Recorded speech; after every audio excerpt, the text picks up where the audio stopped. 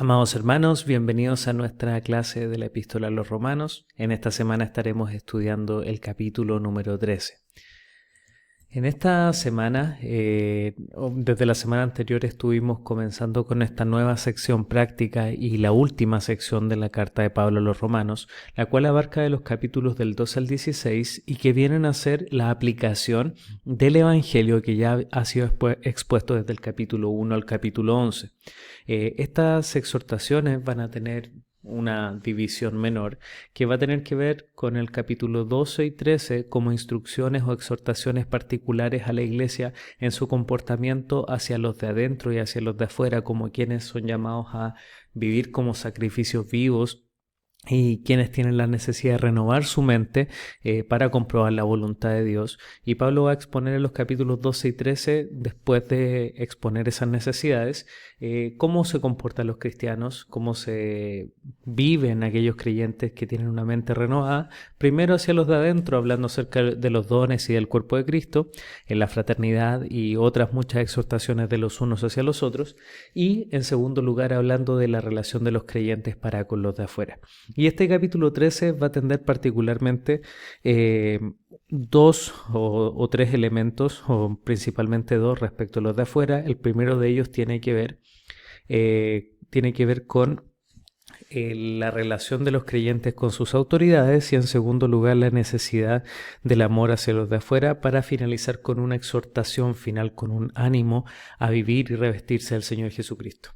Entonces, como ya les mencionaba, este capítulo continúa con ese desarrollo de cómo se ve el cristiano con una mente renovada para con los de afuera, y en este caso especificando respecto a la relación de los creyentes para con las autoridades. Bien, iniciemos con el texto. Romanos 13:1 dice: «Sométase toda persona a las autoridades superiores, porque no hay autoridad sino de parte de Dios, y las que hay por Dios han sido establecidas». La literatura de la época, tanto literatura cristiana, incluso extrabíblica, porque después al finalizar el primer siglo, a mediados del segundo siglo ya hay literatura cristiana que está hablando mucho acerca de los cristianos como buenos ciudadanos, es decir, que se continuó este espíritu del apóstol Pablo de, a pesar de la persecución y a pesar de los emperadores malvados, hablar de esta necesidad de tener un buen testimonio y de no vivir en rebelión hacia las autoridades a pesar de la reacción de las autoridades hacia los mismos creyentes y su aversión hacia ellos. Es bien conocida la relación de Justino Mártir, escribiendo de forma anónima hacia el emperador de ese tiempo, haciendo una apología hacia el cristianismo, mostrándole cómo el cristianismo en realidad debiese ser observado como virtuoso debido a que el mismo Señor Jesucristo nos llama a vivir como buenos ciudadanos. Entonces, no es único lo que aparece acá de parte del apóstol Pablo, por lo mucho de que a nosotros nos parezca un poco extraño este texto, sabiendo justamente de que él mismo moriría bajo las manos del emperador que ya reinaba o que ya dominaba en el tiempo en que se escribe esta carta. La exhortación no es una exhortación únicamente a los cristianos. Pablo está aludiendo y dice toda persona a las autoridades superiores, no solo como dignas de respeto cristiano, sino de forma universal. Todos deben someterse a las autoridades. Y el argumento de Pablo es súper simple. De hecho, él va a decir que no hay ninguna autoridad que no haya sido establecida por Dios mismo. Ahora, esto tiene que ver con la teología bíblica de que en realidad el Señor es rey y soberano sobre todo lo creado, y que cuando incluso hay autoridades y reyes impíos sobre las ciudades, el mismo Señor o lo ha permitido o ha querido que esté en ese lugar con propósitos en específico. Como dicen varios textos en el Antiguo Testamento, especialmente en el libro de Daniel, Él quita y pone reyes a gusto. Eso no significa que esos reyes actúen piadosamente, y de hecho en el Antiguo Testamento se alude en un par de ocasiones a que los reyes malvados son enviados a los pueblos como una respuesta a su necedad y su impiedad. Entonces son una consecuencia de cómo ellos mismos están viviendo. Es ante este emperador que era malvado, que ya era malvado, Nerón, pero que no era tan malvado como iba a llegar a ser. Tuvo un cambio de consejeros y de filósofos. En los tiempos de la escritura de la carta a los romanos lo aconsejaban dos filósofos llamados Séneca y Burro, y posteriormente va a cambiar y lo va a aconsejar otro filósofo que iba a tornar un poco la mente y trastornar la mente de Nerón, y lo que lo volvió en un perseguidor de los cristianos, especialmente de los judíos en general, pero especialmente de los cristianos. Pero es ante este emperador, que no es el más ejemplar de todos, que Pablo llama a todos a sujetarse a él. Y creo que esto es bastante útil para nosotros, porque si a nosotros nos cuesta como creyentes el sentirnos conformes en el lugar en donde estamos, debido a que hay autoridades corruptas y vemos maldad en los gobiernos, y nosotros tenemos participación democrática, nosotros podemos hablar, nosotros podemos comunicar cosas en contra del gobierno, se puede decir respetuosamente y de la forma adecuada. Uno tiene la forma de comunicarse incluso con autoridades que pueden llevar eso más arriba, se podría decir. Imagínense cómo es en una monarquía, o en este caso en un imperio, una república, como fueron las mutaciones de lo que fue el Imperio Romano. En ciertos tipos de gobierno, como lo era el gobierno romano, no había mucha participación ciudadana hasta la República, que tampoco lo fue mucho en ese entonces, pero es ahí donde Pablo dice sométanse, y de ahí en más la mayoría de los otros tipos de gobierno van a ser mucho más benevolentes en eso, sin contar obviamente las dictaduras tiránicas que han existido a lo largo del tiempo. Pero Pablo exhorta eso: los cristianos tienen que tener un buen testimonio y someterse a sus autoridades. Recordemos que esto iba a ser particularmente importante para los cristianos en Roma, y especialmente para los judíos cristianos, porque hace una década ellos habían sido expulsados de Roma. Así que su afecto hacia las autoridades no iba a ser el mayor en el momento en que Pablo escribe esta carta, por lo que va a ser importante el recordarles la importancia del sometimiento a las autoridades, y recordarles también de que las autoridades han sido puestas por Dios mismo. Esta idea de Pablo no es novedosa, como les mencionaba, sino que se basa en la teología bíblica de los reyes y autoridades, tal como lo señalan claramente los profetas. Y de hecho Daniel, en Daniel 2, verso 20 al 22, dice: sea bendito el nombre de Dios de siglos en siglos, porque suyos son el poder y la sabiduría. Él muda los tiempos y las edades, quita reyes y pone reyes, da la sabiduría a los sabios y la ciencia a los entendidos. Entonces nos damos cuenta de que la mano de Dios incluso está por sobre todos los reyes, por más tiránicos y grandes que sean ellos tiránicos o sean bondadosos. El Señor es quien pone a todas las autoridades y gobiernos y los utiliza a placer. Y de hecho es interesante pensar de que en los profetas se explica de que el Señor pone ciertos reyes y pone ciertos imperios a atacar a su pueblo como castigo por la maldad del pueblo de Israel, y al mismo tiempo en otros profetas, estamos hablando de los profetas menores, hay una amonestación y hay una amenaza de parte del Señor de que les destruirá por su jactancia a esos mismos imperios que Él ha levantado para destruir a su pueblo. Entonces ese autoengrandecimiento también sería juzgado, y no es como que ellos estuvieran faltos de castigo porque Dios los haya puesto como autoridades, sino que ellos son responsables en el ejercicio de eso. Y básicamente eso es lo que nosotros debemos comprender, de que a pesar de que nos sometamos como buenos ciudadanos ante las autoridades, debemos hacer lo que debemos hacer, pero finalmente es el Señor quien lo juzgará, y eso en todo sentido termina siendo un consuelo para el creyente, lo que no excluye de nuestras responsabilidades como ciudadanos. En los versículos del 2 al 5 dice lo siguiente: de modo que quien se opone a la autoridad, a lo establecido por Dios resiste, y los que resisten acarrean condenación para sí mismos, porque los magistrados no están para infundir el temor al que hace el bien, sino al malo. ¿Quieres pues no temer a la autoridad? Haz lo bueno, y tendrás alabanza de ella, porque es servidor de Dios para tu bien. Pero si haces lo malo, teme, porque no en vano lleva la espada, pues es servidor de Dios, vengador para castigar al que hace lo malo. Por lo cual es necesario estarle sujetos, no solamente por razón del castigo, sino también por causa de la conciencia. Pablo iguala el oponerse a la autoridad como el oponerse a Dios, y ese es el principal argumento cuando nosotros nos preguntamos: ¿debemos rebelarnos a la autoridad? ¿Podemos romper ciertas leyes porque nosotros tenemos un rey superior? La respuesta de Pablo es no. Pablo iguala el oponerse a la autoridad con oponerse a Dios. Ahora, ¿esto significa que siempre el creyente debe dar su aplauso a cada discusión gubernamental? Claramente no, y de hecho tenemos ejemplos bíblicos bastante claros al respecto, tales como lo fueron los profetas en el Antiguo Pacto y tal como lo fue el último profeta, Juan el Bautista, quien cuando una autoridad llamada Herodes estaba actuando impíamente, él va y expone públicamente la maldad de Herodes, lo que le terminó costando su muerte también. Entonces, no es que el someterse y el oponerse impliquen de que uno no puede decir nada a la maldad de la misma autoridad o que uno tenga que estar de acuerdo absolutamente en todo. Eso no lo significa y seguramente tiene que ver con una rebelión, con una anarquía, con él estar rompiendo leyes que han sido establecidas y que obviamente no tienen que ver con cosas que la palabra dice que deben hacerse aunque la ley diga lo contrario, porque recordemos que es necesario obedecer a Dios antes que a los hombres. Por tanto, nosotros debemos obedecer en todo aquello que no tenga y que no contradiga, a la palabra de Dios y que no nos lleve en oposición a mandatos directos del Señor.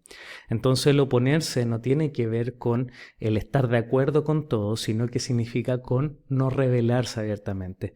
Y estamos hablando de tiempos en que había grupos bastante subversivos en todos lados, como lo hay hasta el día de hoy, que hacían levantamientos internos, que planeaban conspiraciones de forma privada, y esos grupos eran finalmente estigmatizados. Entonces, lo que yo concluyo al respecto con esto es que si uno o dos cristianos y algunos cristianos se sabía que comenzaban a hacer conspiraciones o que eran abiertamente conocidos como rebeldes al gobierno, el cristianismo iba a considerarse en líneas generales como rebelde al gobierno, lo que no iba a tener en ese momento un buen testimonio. Pero si el gobierno es malvado, si el gobierno es impío, es posible que acarree un testimonio negativo en el sentido de que denuncia el mal, pero por buenas razones. En Primera de Pedro hay una alusión que dice de que algunos hablan mal de los creyentes mintiendo, pero es bueno que hablen mal de los creyentes no mintiendo, es decir, que hablen de su rectitud, de su justicia y de la denuncia que hacen acerca del mal. Ahora, ¿qué significa esto entonces, el oponerse? Seguramente es una alusión a una rebelión armada o a vivir en una anarquía. ¿Qué más pasa en estos versículos? En estos versículos también se establece un rol básico de la autoridad. Es decir, que Pablo nos dice más o menos de qué debe tratarse un gobierno, y el gobierno está puesto principalmente para mantener la paz y el orden social a través del juicio del mal. Es interesante porque cuando nosotros vemos el Antiguo Pacto, el gobierno de Israel tenía muchas más funciones que únicamente mantener la paz, pero era porque era un gobierno que estaba directamente vinculado con Dios. Si bien después se estableció una monarquía, se podría decir, el rey final no era el rey que estaba ahí, sino Jehová de los ejércitos, el verdadero rey, el rey de gloria. Entonces ahí había muchas más funciones dentro del gobierno, y creo particularmente que a pesar de que acá dice de que el gobierno está para infundir temor al que hace lo malo y no lo bueno, esta no es únicamente no es solo la única función que tiene un gobierno. Menos considerando de que los gobiernos tenían distintas formas dependiendo del lugar en donde estuviesen, dependiendo del tipo de imperio y cómo funcionaba la tradición, etc. Entonces creo que no hay una unificación de un rol único y que solo se les debe demandar eso, sino que Pablo reconoce que esta es una de las funciones principales, hacer una cohesión social y el detener la maldad. Y de hecho es interesante pensar de que la mayoría en los tiempos de Pablo, en los tiempos que se escriben las escrituras, había algo llamado la Pax Romana, que era una especie de paz universal en el mundo conquistado por los romanos, en donde los romanos se encargaban de poner tropas en todos los lugares con el fin de mantener la paz. Entonces, si bien estaban subyugados bajo un imperio que a veces era bastante abusivo, especialmente en los aspectos de los impuestos, mantenía muy bien la paz en su territorio. Entonces Pablo al parecer reconoce este asunto y dice de que si no quieres tener una mala relación con la autoridad, haz el bien y no vas a tener problemas. Y es el mismo que en otros lugares dice de que hay que sufrir por el Señor Jesucristo. Pero eso es sufrir por causa del bien, no es sufrir por causa del mal. Los creyentes reciben bien el castigo cuando sufren por causa del mal. Ese es un castigo adecuado. El castigo por sufrir, por hacer el bien, es de bendición por parte del Señor.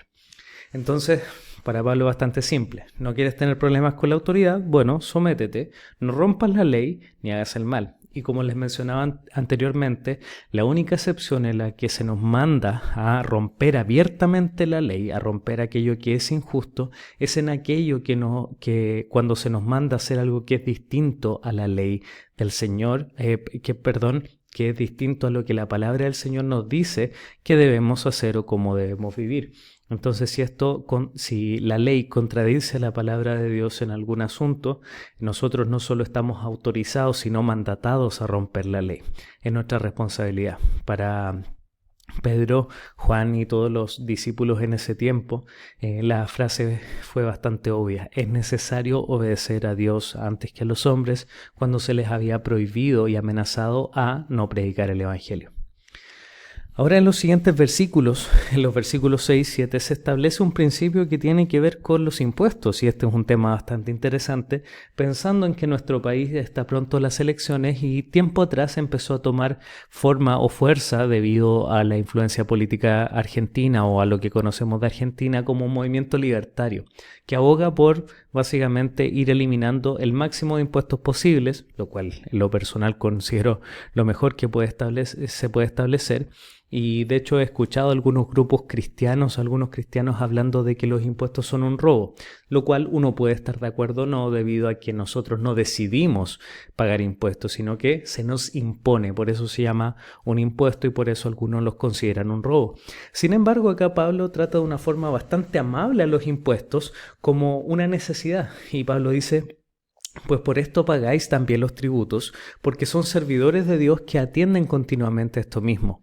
Pagad a todos lo que debéis, al que tributo, tributo, al que impuesto, impuesto, al que respeto, respeto y al que honra, honra. Y nosotros debemos tener claro de que estos tributos y estos impuestos de los cuales habla Pablo tenían el fin de sustentar el gobierno y la riqueza del Imperio Romano, que iba a tener como consecuencia que ellos siguieran implementando leyes o este principio de la Pax Romana, que iba a significar que iba a haber una paz colectiva.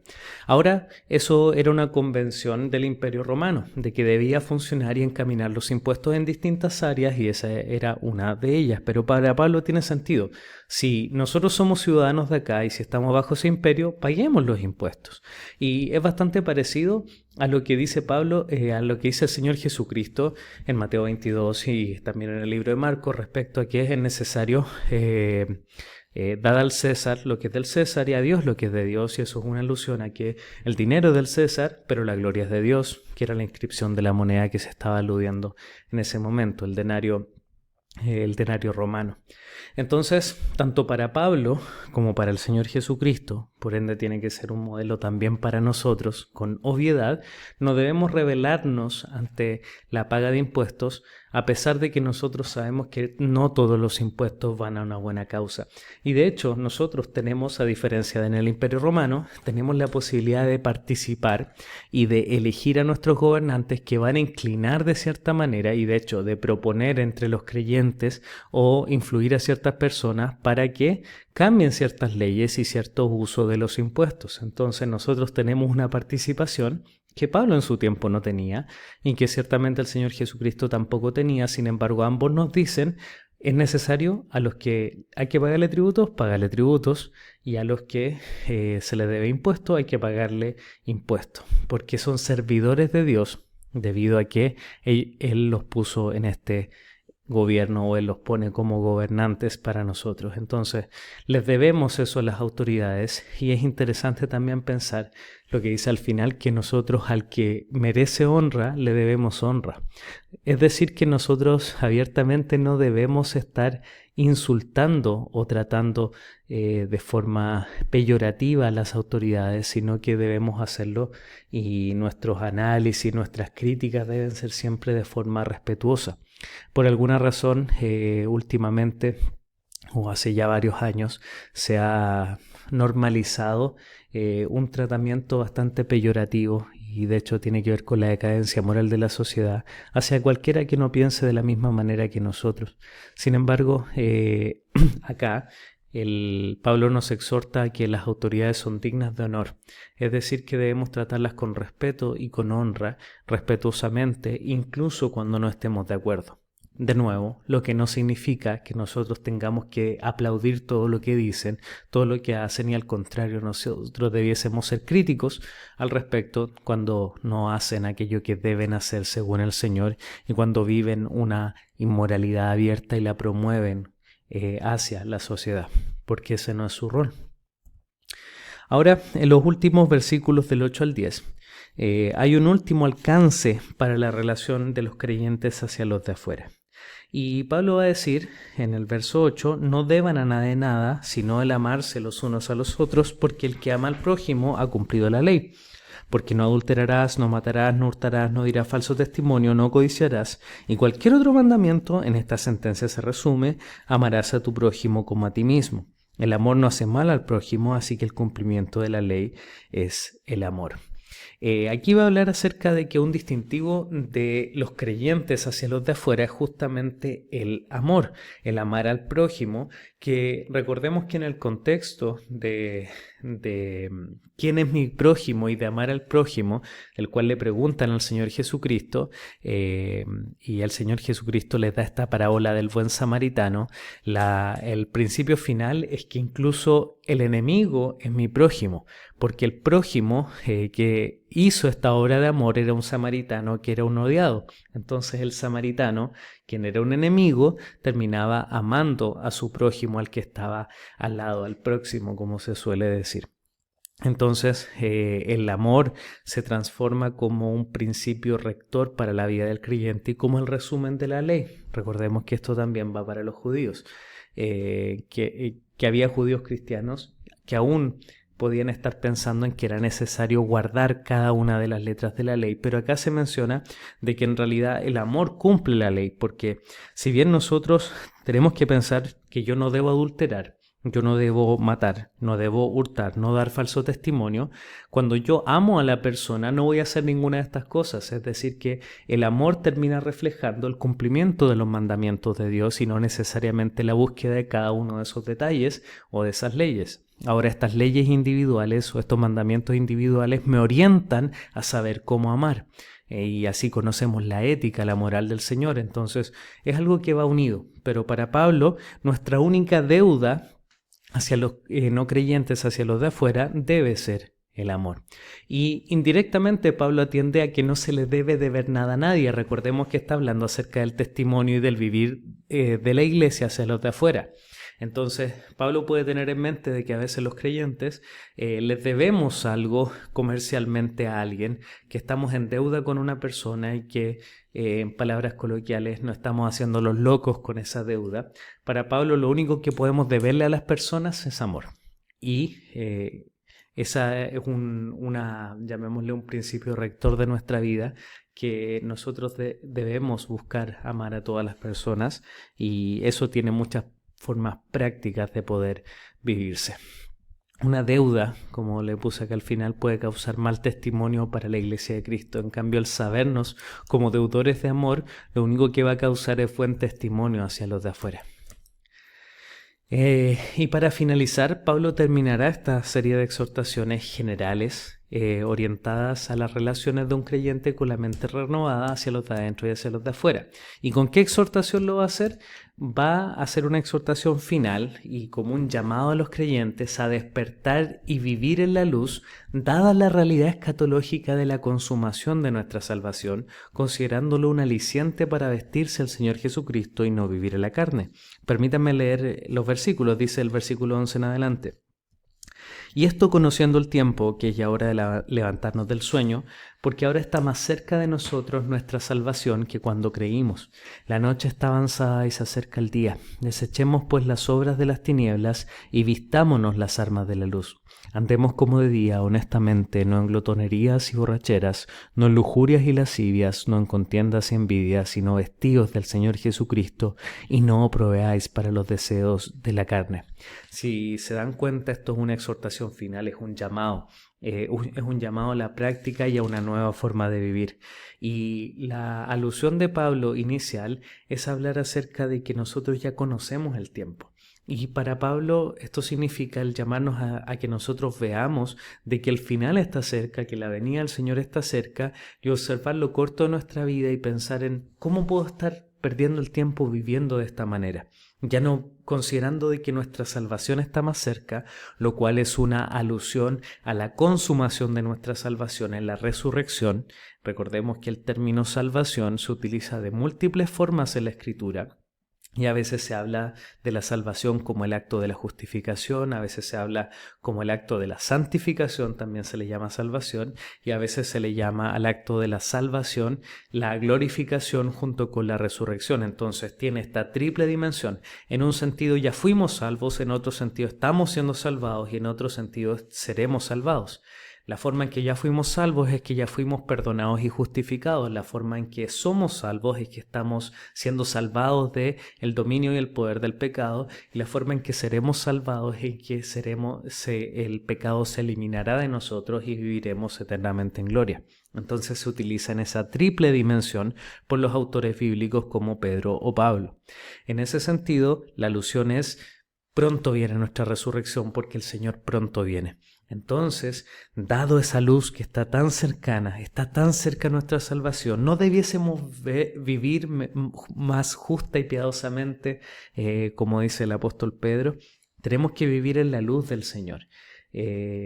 Conocen el tiempo, conocemos el tiempo, sabemos que el Señor está cerca, la noche está avanzada y se acerca el día. Es como hablar acerca de este punto máximo de oscuridad que viene antes del amanecer. Entonces nosotros debemos vivir como la luz que se acerca y no como las tinieblas que están presentes. ¿Y cómo se vive en las armas de la luz? Andando como de día, honestamente, no en glotonerías y borracheras, no en lujurias y lascivias, no en contiendas y envidia, hablando de que vivir a la luz significa vivir recta y justamente delante del Señor. Vivir vestidos del Señor Jesucristo y no proveer para los deseos de la carne. Es interesante pensar de que hay un personaje en la historia bastante conocido llamado Agustín de Hipona, que tuvo una especie de, podemos decir que un sueño o una visión, en que un niño pequeño le decía toma y lee, tole, leje, porque hablaba latín en ese momento.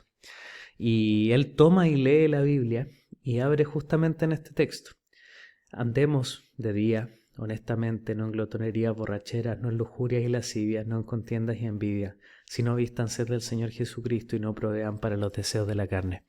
Para él significó el llamado del Señor a su vida, que tenía que abandonar de su forma de vivir y abrazar a Jesucristo. Él ya conocía la predicación del Evangelio. Y esto fue un llamado final y significó la conversión de quien conocemos como Agustín. Y creo que para todos nosotros tiene que ser un llamado de atención a recordar de que queda poco, a recordar de que nuestro tiempo acá en la tierra es corto y que el Señor nos llama a vivir de cierta manera pensando en lo que ya viene. Vivimos considerando que nosotros ya somos ciudadanos del reino de los cielos y que el reino de los cielos en cierta medida está presente, pero su consumación está cercana. Entonces no podemos vivir como si estuviera lejos o como si no estuviéramos ahí. Tenemos que vivir con la realidad del reino de los cielos y eso implica diligencia de nuestra parte, especialmente nuestra santificación. Bien, hermanos, aquí culminamos con nuestra exposición de Romanos capítulo 13. Quiero animarles a que puedan observar con prontitud el foro, porque en el foro el foro y la clase, los apuntes de esta semana, porque ahí van a encontrar una actividad relacionada a este capítulo que va a definir más o menos nuestra perspectiva, o van a exponer en parte algunos principios de cómo nosotros nos relacionamos con la política, dado lo ya expuesto con anterioridad también en esta exposición. El Señor les bendiga, amados hermanos.